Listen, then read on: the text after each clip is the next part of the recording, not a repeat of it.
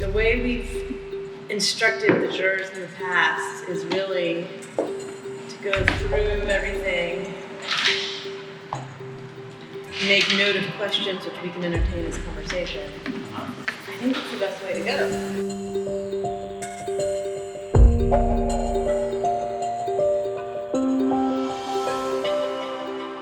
When the board came together to think about how to celebrate 1708 Gallery, to create an event, create a moment that gave back to the community, that really celebrated all of the artists and supporters and audience members who'd been a part of 1708 that entire time. And we were just brainstorming about what to do for our 30th anniversary, because we had a number of ideas that had been considered.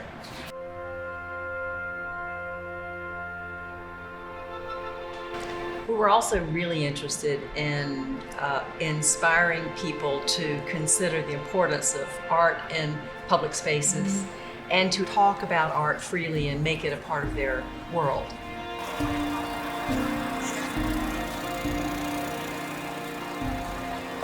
That's so cool. Here we go.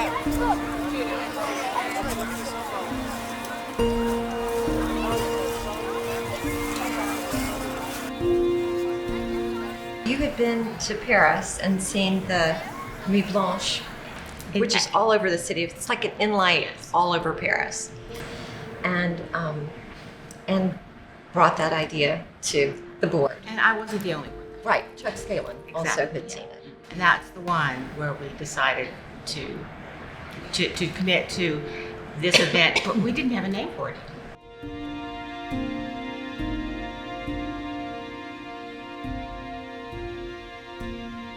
The second year where we had the Lantern Parade? Yes. That was my little, I couldn't remember if it was the second or third, yeah. And that's important to talk about because it involves families. Right. And we had we had groups at Viz Arts and VMFA and various places. The children would and also at First Fridays, and children would make lanterns, and then they brought them. The children and their families brought the lanterns and had a lantern parade in the earlier part of the evening. It was truly an opportunity to engage communities and populations that wouldn't normally be engaged in art and contemporary art.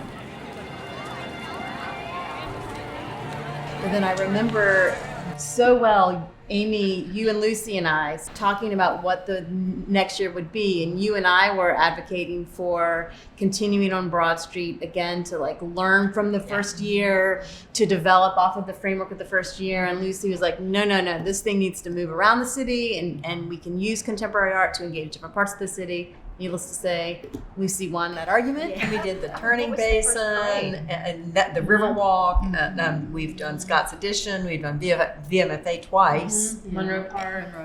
And Monroe Park, right? Tredegar, Chaco Slip. Now. Yeah, We've been all over town. we've been all over town. We get around. Because I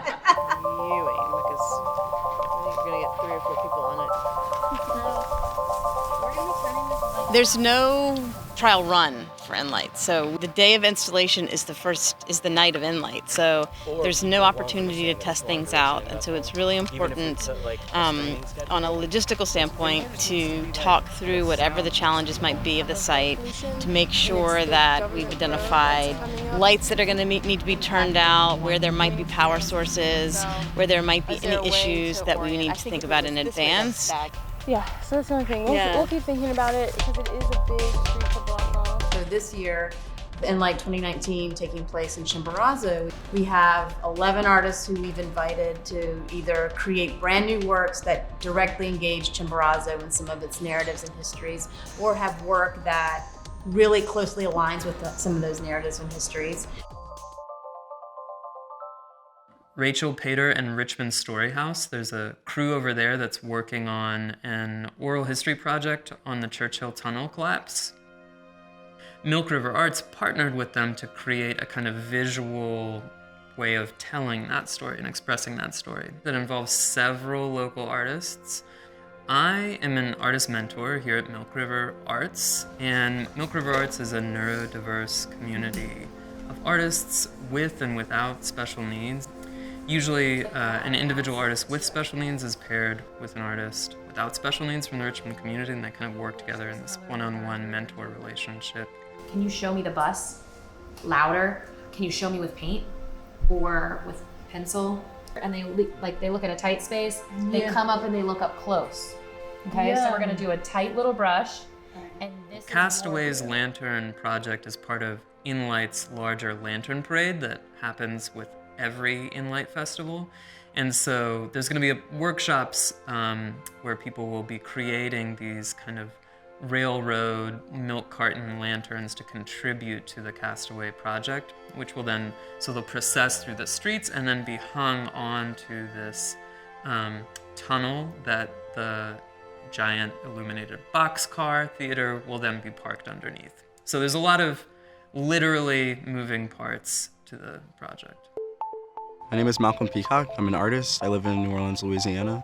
For Inlight Richmond this year, I'm making a film with 7 of my friends that sort of conceives of thoughts and modalities and processes that respond to the Richmond's Freedmen's Bureau. So the bureau that was created by Lincoln post-emancipation. So I hope that when people come to Inlight this year that they're exposed to a different way of thinking about context and about space and about their relationships to people that may or may not be like them.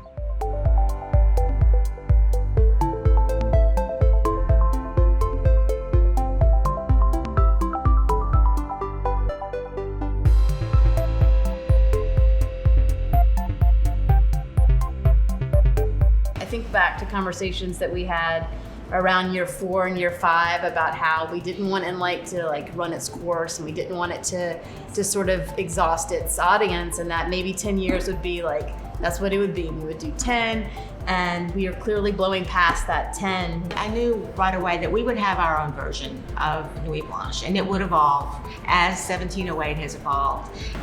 It's just grown to be this magnificent thing, and people love it. And it's part of our past, it's part of our present, it's part of our future, and it feels really good to have been part of it. Yeah.